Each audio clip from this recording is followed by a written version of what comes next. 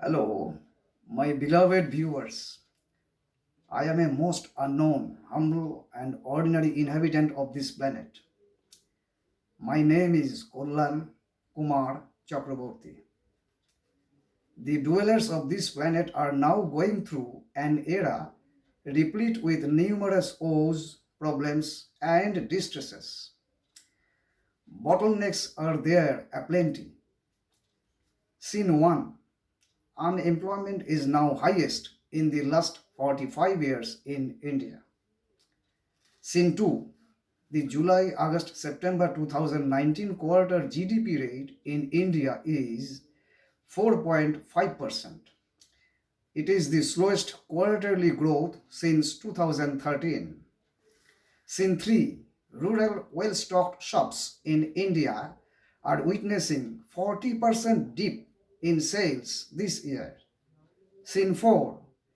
Business leaders are of the opinion it is a difficult market for the new players, especially small, to enter given the slowdown.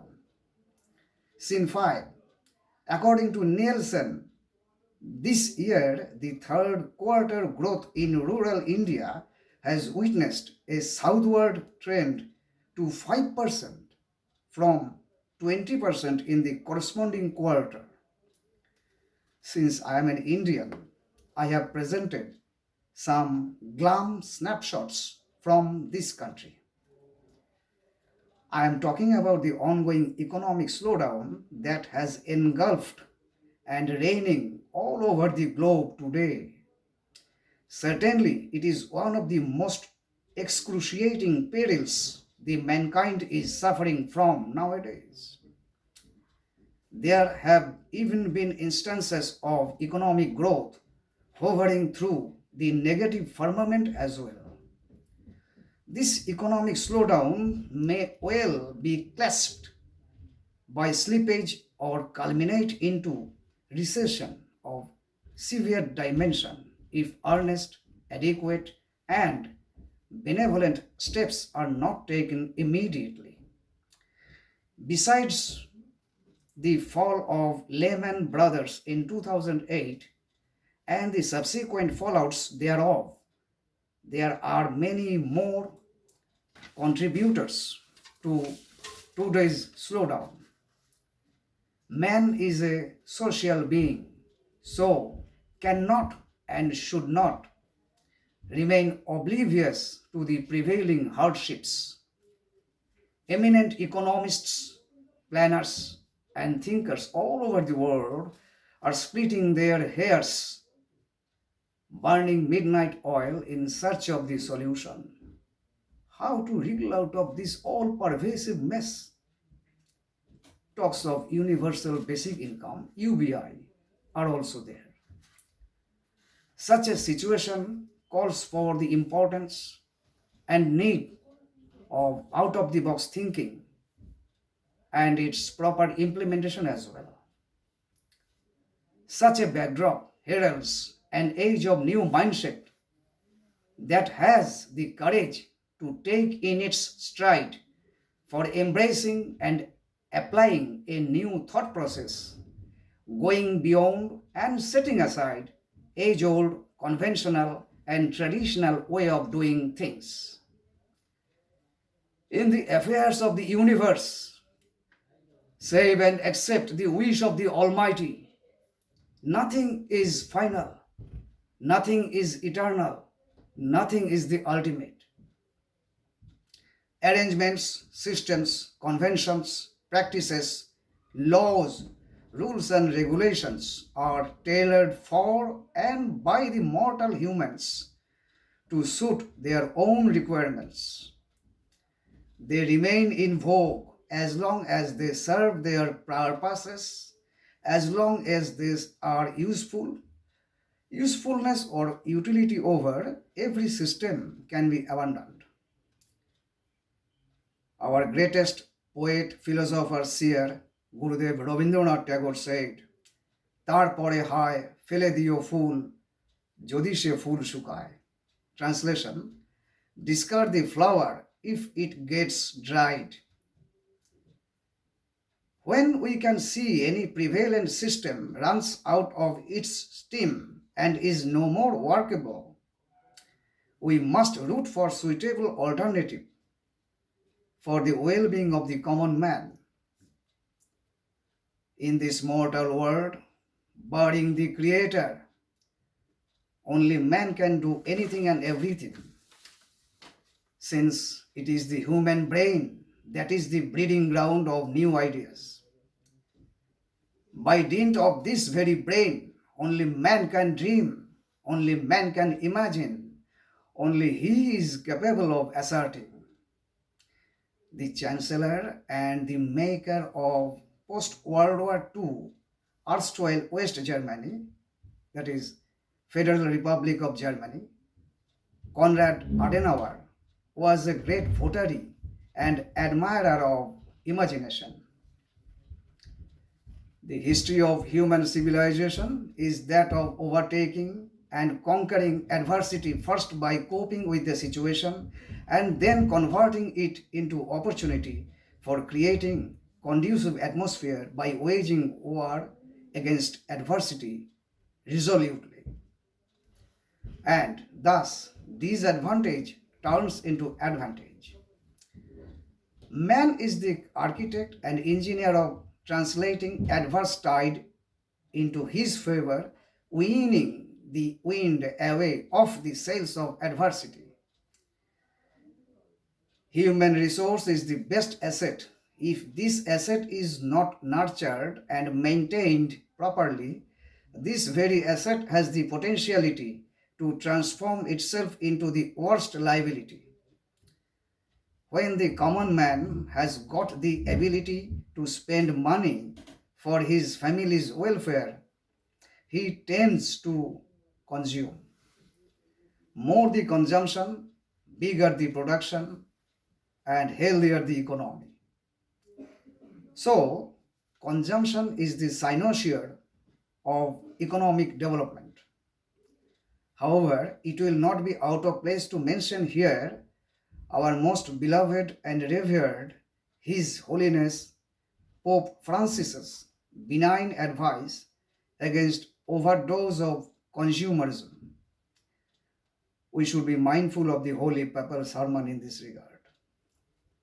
The main motto should be to give impetus on putting money into the pockets of people of the largest number possible for averting lopsided economic growth and also for accelerating consumption to ensure more production followed by healthier economy. There is the question of demographic dividend too. The society should not be deprived of the demographic dividend either. I am going to share with you now a new model or mechanism that descended on my mind and not experimented anywhere in the world till today.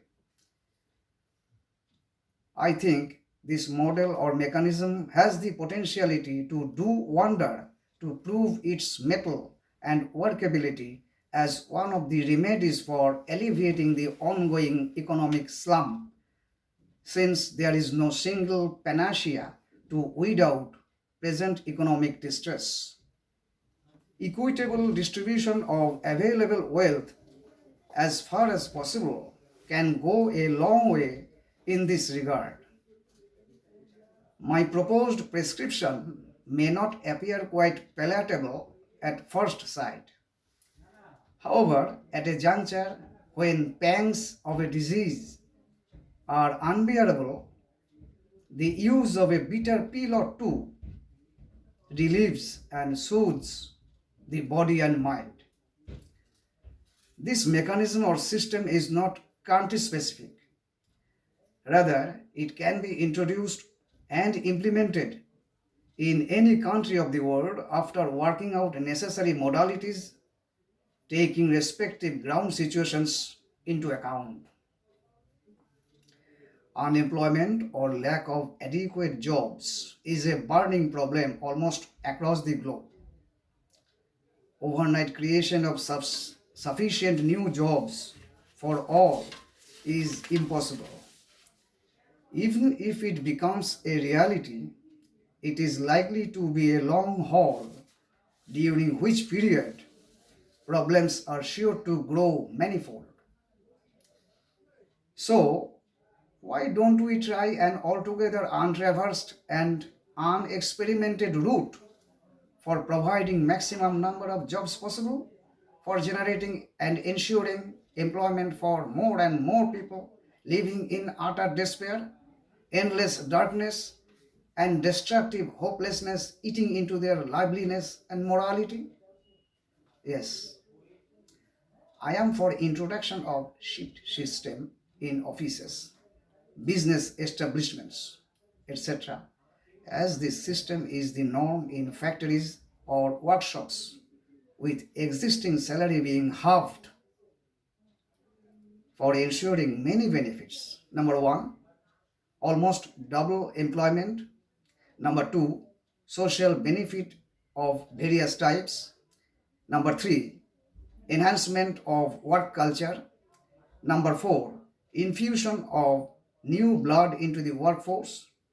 Number five, distribution of scope and resource among the needy and the have-nots. And number six, flourishing of transport business and its allied industries and trade, etc. To elaborate, there can be two shifts in offices, etc. The first one being from 9 a.m. to 1 p.m., while the duration of the second one will be from 2 p.m. till 6 p.m. in a 6-day week. We are to convince people that through this very way, employment can almost be doubled, unemployment problem can be mitigated, social stability will prevail, and so on. A hungry, helpless, and restless society can do nothing good. The, this creates anarchy. The father figure, the greatest father figure, Swami Vivekananda's teaching is of uttermost importance and significance. He said, Dharma or religion cannot be practiced in an empty stomach. Besides being able to offer employment or jobs to a larger number of people, the new method is expected to help the families, especially the present day nuclear ones, find more and more quality time to spend with their nearest and dearest ones, their children. Children in the present setup are devoid of sufficient affection and attention of their parents. In many cases, both the parents are out and busy in performing their household and office works all day long, and as such, find it difficult to manage to allot quality time and energy for their kids. This system affects the upbringing of their beloved children to a great extent. Many of the members of the younger generation go astray, owing to lack of their parents' affection, attention, and guidance, resulting in weakening our familial and social bonding and stability. Then comes the question of furthering work culture, since this new system will be helpful in bringing momentum in official activities, as employees will find the least time to enjoy 40 wings behind the piles of files. Infusion of new blood into the workforce is another plus point to be counted, since younger generation will have greater representation. The benefit of the transport sector and its allied industries and businesses stand to reap is another feather to be added to the headgear, as commuting will double. These sectors will also be great contributors in generating employment. In factories and workshops, too, the same methodology can be applied, converting 3 shifts of 8 hours to 6 shifts of 4 hours each, with the wage being slashed to half the existing one.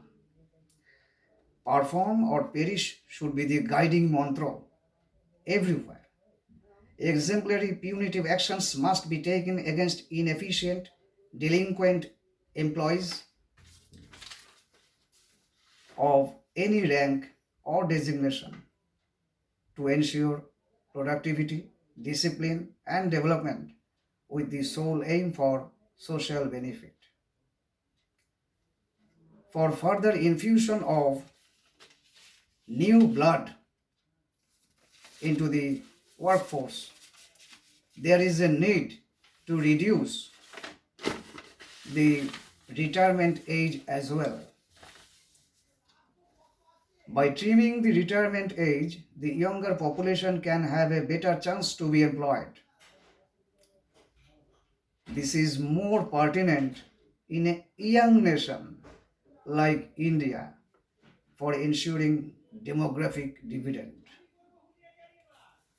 I had presented 26 proposals to the Honorable Chief Minister of West Bengal for overall upliftment of the state back in 2011.